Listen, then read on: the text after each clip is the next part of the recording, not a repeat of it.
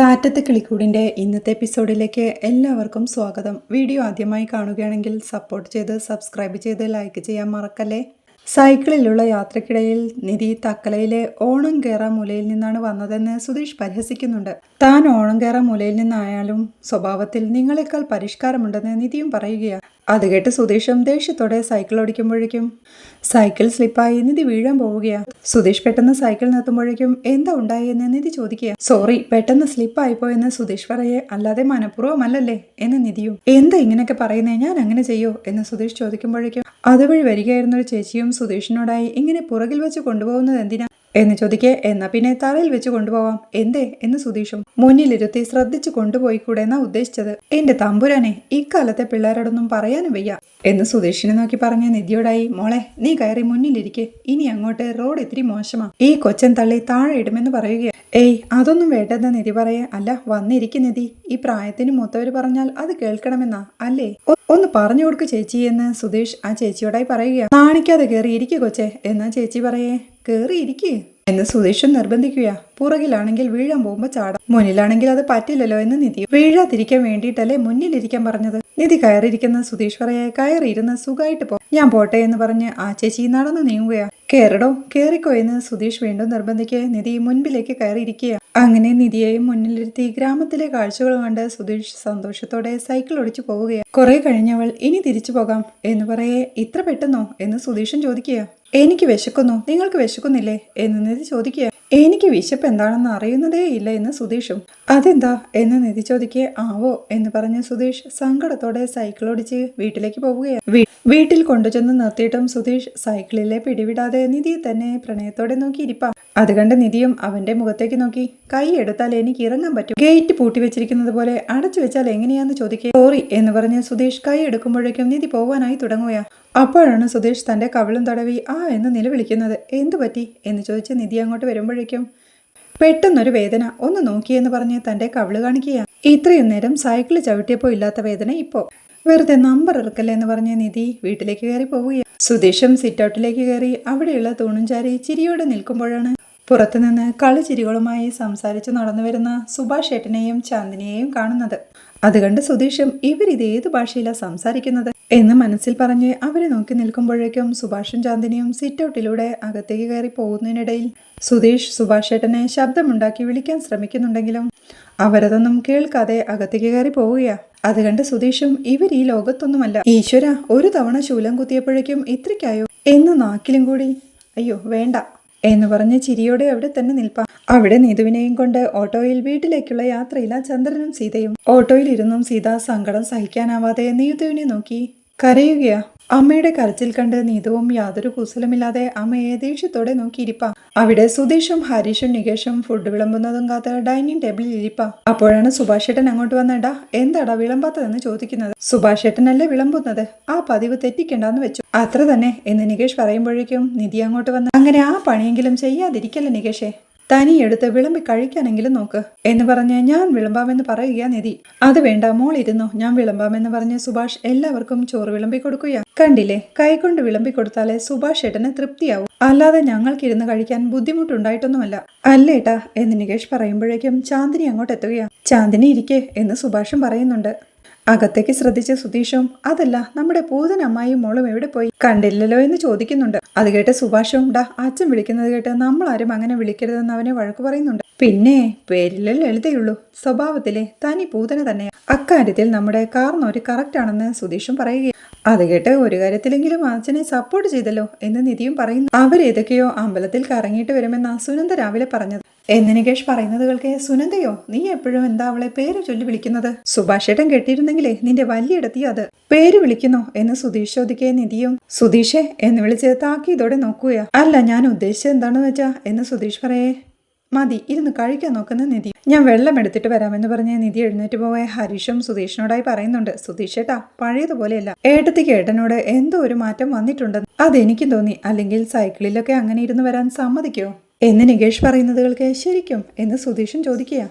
ഹരീഷ് വീണ്ടും പറയുന്നുണ്ട്, ഒരു ചെറിയ കാറ്റ് വീശാൻ തുടങ്ങിയ പോലെ തോന്നിന്ന് മാത്രം, അപ്പോഴേക്കും ചാടി കയറി ചെല്ലണ്ട, തുടക്കത്തിലെ പൊളിയുമെന്ന്. ശരി സാർ, നീയാണല്ലോ ഇക്കാര്യത്തിൽ എന്റെ ഗുരു എന്ന് സുധീഷും പറയുകയാണ്.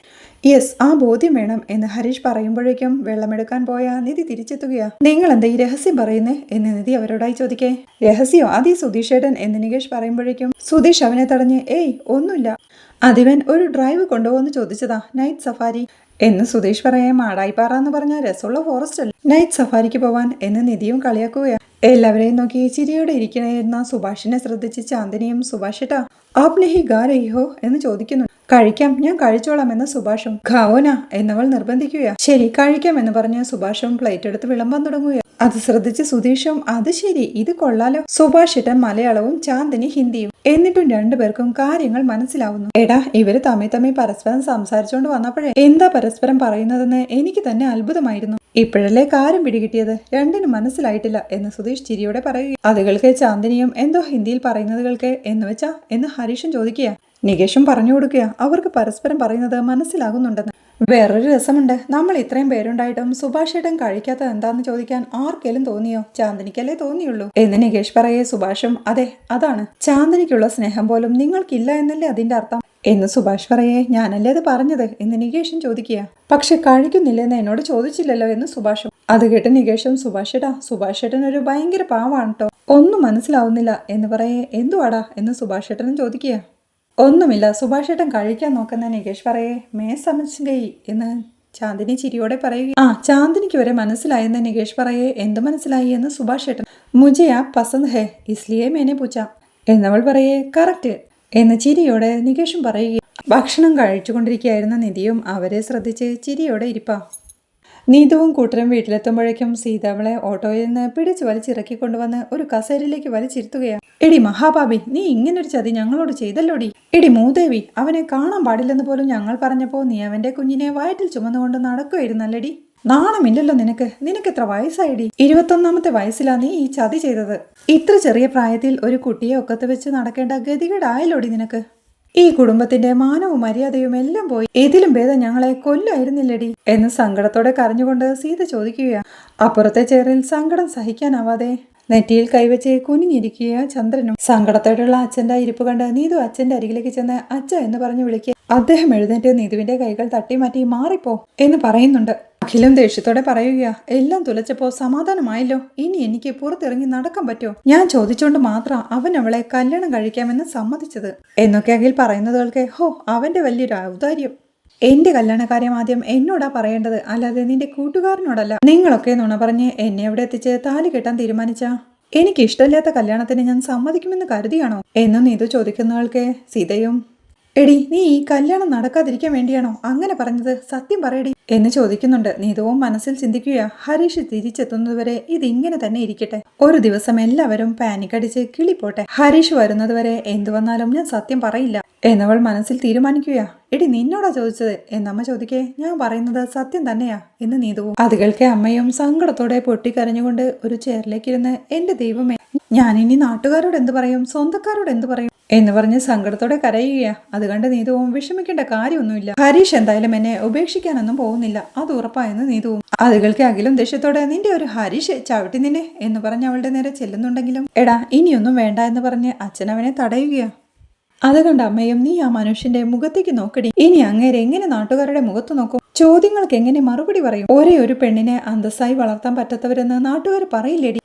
ഇനി നീ വിചാരിച്ചാലും നിന്റെ ജീവിതം പഴയതുപോലെ ആവില്ല, കഴിഞ്ഞു, എല്ലാം നശിപ്പിച്ചു. പഠിത്തം പോയി, ഉദ്യോഗം പോയി, എല്ലാം പോയി. നീയായിട്ടാ നിന്റെ ജീവിതം നശിപ്പിച്ചത്. നീ ഇനി ഇങ്ങനെ റോഡിലിറങ്ങി നടക്കും, നാട്ടുകാരുടെ മുഖത്ത് എങ്ങനെ നോക്കും, നാട്ടുകാരുടെ ചോദ്യങ്ങൾക്ക് നീ എങ്ങനെ മറുപടി പറയും എന്നൊക്കെ അമ്മ കരഞ്ഞുകൊണ്ട് ചോദിക്കുക. ചന്ദ്രനും പറയുന്നുണ്ട്, നിന്നെ ഞാൻ വിശ്വസിച്ചിരുന്നു, എന്തൊക്കെയാണെങ്കിലും ഇങ്ങനെയൊരു നാണക്കേട് ഉണ്ടാക്കുമെന്ന് ഞാൻ കരുതിയില്ല. കാശില്ലാതിരുന്നിട്ടും നിന്റെ ഒരു ആഗ്രഹവും ഞാൻ മുടക്കിയിട്ടില്ല. കോളേജിലും ചേർത്തു, വണ്ടി വാങ്ങിച്ചു തന്നു, നീ പറഞ്ഞ എല്ലാത്തിനും ഞാൻ കൂടെ നിന്നു. എന്നിട്ടും അച്ഛനെ ഇങ്ങനെ ചതിച്ചല്ലോടി എന്ന് പറഞ്ഞ് അച്ഛൻ പൊട്ടിക്കരയുകയാണ്. അത് കണ്ട് സീതയും എഴുന്നേറ്റ് നീതുവിന്റെ അരികിലേക്ക് ചെന്ന് വിരൽ ചൂണ്ടി ഇതിന് നീ അനുഭവിക്കും, ഉറപ്പായും അനുഭവിക്കും എന്ന് പറയുമ്പോഴേക്കും അഖിൽ അവളുടെ മൊബൈൽ എടുത്ത് എടി അവന് വിളിക്കാൻ ലോക്ക് ഓപ്പൺ ചെയ്യ്, എന്നിട്ട് വിളിക്ക് എന്ന് പറയാ. അച്ഛനും വേണ്ടടാ വിട്, ഇനി എന്തിനാണെന്ന് ചോദിക്കുന്നുണ്ട്. നിന്നോട് വിളിക്കാനാ പറഞ്ഞ് എന്ന് അഖിൽ ദേഷ്യത്തോടെ മൊബൈൽ നീട്ടി പറയുമ്പോഴേക്കും നീതുവിന്റെ കയ്യിൽ നിന്ന് മൊബൈൽ വാങ്ങി ഹരീഷിനെ വിളിക്കാനായി തുടങ്ങുകയാണ്. ഹരീഷ് അവിടെ കഴിച്ചുകൊണ്ടിരിക്കുന്നതിനിടയിലാണ് നീതുവിന്റെ കോൾ വരുന്നത്. നീതുവോ എന്ന് പറഞ്ഞ് അവൻ ആ മൊബൈൽ എടുക്കുമ്പോഴേക്കും എടാ കഴിച്ചിട്ട് വിളിക്കുന്ന സുഭാഷ് ഏട്ടനും പറയുന്നുണ്ട്. കുഴപ്പമില്ല, ഞാൻ കഴിച്ചു കഴിഞ്ഞു എന്നവൻ പറയുന്നത് കേൾക്കെ തീർന്നോ, ഇത്ര പെട്ടെന്ന് മതിയാക്കാൻ ആരാടാ ഫോണില് എന്ന് സംശയത്തോടെ സുധീഷും ചോദിക്കുക. ഹരീഷ് മൊബൈൽ അവനെ കാണിക്കുമ്പോഴേക്കും ഓ നീതു ചെല്ല് ചെല്ല് എന്ന് ഹരീഷ് കളിയാക്കി പറയുക. നിധിയും ചാന്ദ്രിയും എല്ലാം ഒരു പുഞ്ചിരിയോടെ അവനെ തന്നെ നോക്കിയിരിപ്പാ. ഇന്ന് വിളിച്ചിട്ടില്ല, അതുകൊണ്ടാ. വിളിച്ചിട്ട് വരാം, പോയിട്ട് വരാമെന്ന് പറഞ്ഞ് ഹരീഷ് അവിടെ എഴുന്നേൽക്കുമ്പോഴേക്കും ഓ ഓ ചെല്ല്, ചെന്ന് സംസാരിക്കേ എന്ന് സുധീഷും പറയുക. ഒരു പുഞ്ചിരിയോടെ നിധിയെ നോക്കി എന്നെ വിളിക്കാൻ ആരുമില്ല എന്ന് സുധീഷ് പറയുന്നുണ്ട്. അത് ശ്രദ്ധിച്ച് ഞാൻ വിളിച്ചാൽ മതിയോ എന്ന് നികേഷും ചോദിക്കുക. പോടാ എന്ന് പറഞ്ഞ് ഫുഡ് കഴിച്ചുകൊണ്ടിരിക്കുക സുധീഷ്. ഹരീഷ് കൈ കഴുകി പിന്നെ പുറത്തേക്ക് ഇറങ്ങി നീതുവിന്റെ കോൾ അറ്റൻഡ് ചെയ്ത് ഹലോ എന്ന് വിളിക്കുമ്പോഴേക്കും അഖിൽ നീതുവിന്റെ കയ്യിൽ നിന്ന് ഫോൺ പിടിച്ചു വാങ്ങി എടാ നാറി റാസ്കൽ, നീ എന്താടാ കരുതിയിരിക്കുന്നേ, ഞങ്ങളെയൊക്കെ അങ്ങ് മൂക്കി കയറ്റി കളയാമെന്നോ എന്ന് ചോദിക്കേ. നീതു എന്ന് ഹരീഷ് വിളിക്കുന്നുണ്ട്. നീതു അല്ലടാ, ഞാനാടാ സംസാരിക്കുന്നേ. എന്റെ അനിയത്തിയോട് കാണിച്ചതിന് നിന്നെ ഞാൻ വെറുതെ വിടുമെന്ന് കരുതണ്ട. നീ ഞങ്ങളെയെല്ലാം വെല്ലുവിളിച്ചതിന്റെ കാരണം ഇപ്പോഴാണ് എനിക്ക് മനസ്സിലായത്. അമ്പലത്തില് എല്ലാവരുടെയും മുന്നിൽ വെച്ച് അവള് പറഞ്ഞത് അവൾ പ്രഗ്നന്റ് ആണെന്നും നീ ആ കുഞ്ഞിന്റെ അച്ഛനെന്നും. അത് കേട്ട് കണ്ണു തള്ളി ആകെ ഷോക്കായി നിൽക്കിയ ഹരീഷും നീയും നിന്റെ കുടുംബവും തനി നാറികളാണെന്ന് കാണിച്ചല്ലേ. എന്റെ കൺമുന്നിൽ വന്ന് പെട്ടാ നിന്റെ അവസാനമാ, ഓർത്തോ.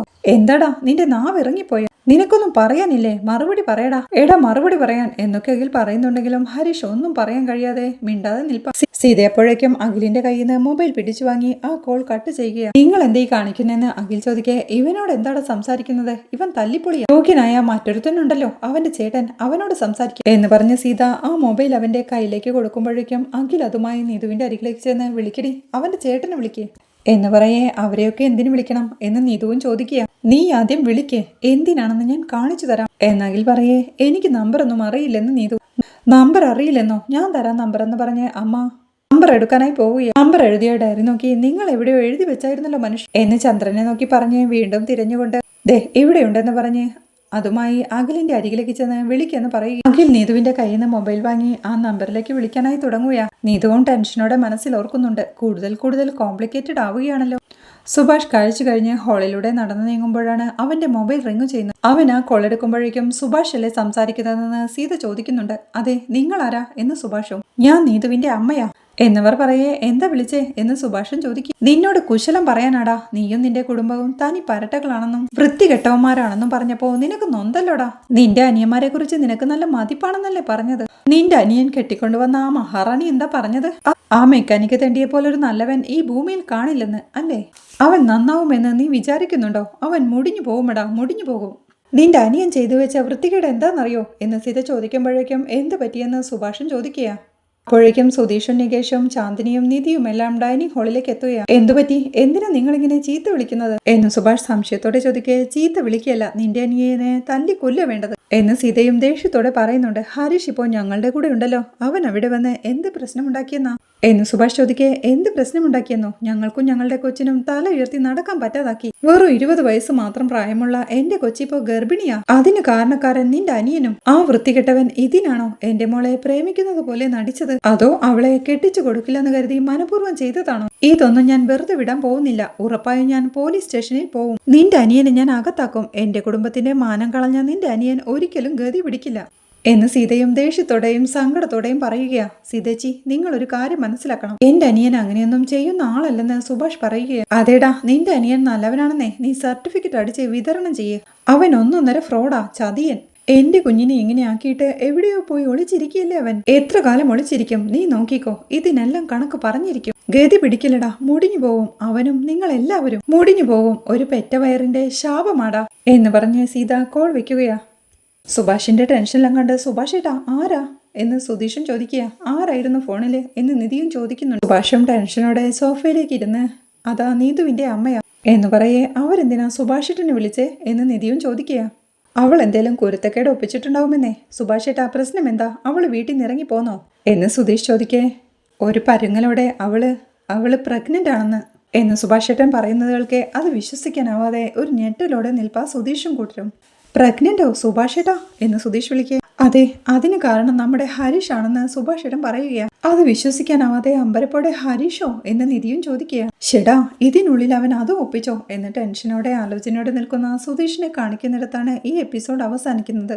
ദേഷ്യം സഹിക്കാനാവാതെ സുഭാഷേട്ടൻ ഹരീഷിന്റെ കവിളത്ത് ആഞ്ഞടിക്കുന്നതും നീതുവിനെ വിളിക്കുമ്പോൾ താൻ പ്രഗ്നന്റ് ആണെന്ന് അവൾ ഹരീഷിനോട് കള്ളം പറയുന്നതുമെല്ലാമാണ് നാളത്തെ എപ്പിസോഡിലെ വിശേഷങ്ങൾ.